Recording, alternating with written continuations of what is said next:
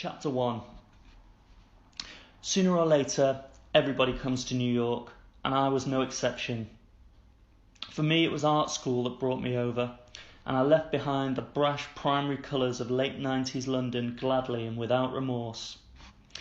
Here I could reinvent myself, as others had before me, among the shining slabs of a city that seemed to have scale where others only had size, where history was measured in the minutes rather than the centuries, and where each of its 10 million inhabitants began their lives anew each morning when they awoke and pulled up the blinds. After college, I did everything I could to remain, winning a job and the work permit that came with it at the Bougainville Gallery in Chelsea, and spending the next few years living in a tiny apartment in Greenpoint with my girlfriend Hannah, working together at the gallery each day and growing gradually further and further apart. In early spring in 2011, things finally came to a head and I moved out, for reasons I don't really want to go into here.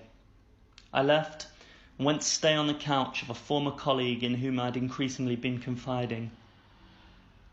His name was not Jeff, but I have to give him a name, and Jeff will do as well as any other. Hannah's name wasn't really Hannah either. Jeff had two aunts who lived uptown in one of those huge late 19th century apartment blocks where wealthy families often take up a whole floor. Their apartment was enormous, sprawling, Jeff said, with an elegant roof garden looking out in a wide panorama over Central Park. But it was also ragged and unloved and slowly rotting away. His aunts only lived there 2 days a week, spending the rest of their time at their other home on Long Island. To make sure the place didn't collapse completely, they usually took in a lodger, and as luck would have it, Jeff told me, they needed one right now.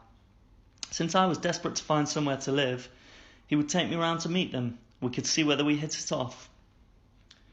Far from being desperate to find somewhere to live, I was in fact quite enjoying my evenings in his apartment in Clinton Hill, watching reality TV with his witty and outspoken girlfriend Severin, whose parents had named her after the character in the Velvet Underground song Venus in Furs. But I am a very suggestible person, and I must admit that as Jeff and I talked about it more, I found myself drifting off into an agreeable fantasy about life in that cavernous apartment a stone's throw from Central Park. The white whirl of the Guggenheim visible from the living room window, MoMA, the Met, and I began to feel really quite excited about the whole idea. For the 5 days each week when the Peacock sisters would be away, I would have the whole palatial penthouse to myself, and it was pleasant to feel, even in a vague and materialistic sense, that I would be making some progress in my life after my breakup with Hannah, which I felt had set me back a step as the rest of my friends busied themselves getting married, getting pregnant, getting comfortably settled in for the next stage of life. So I went up there with Jeff and Severin after work the next Wednesday, Severin boasting during the subway ride that the sisters viewed her as the daughter they never had, and they introduced me to Marie and Rose Peacock. We all had a glass of California Red, and Marie and Rose took me on a quick whirl around the apartment, including the small bedroom beside the roof garden that would be mine. Then it was time for the Peacocks to leave for the theatre, and we all took the lift down to the street.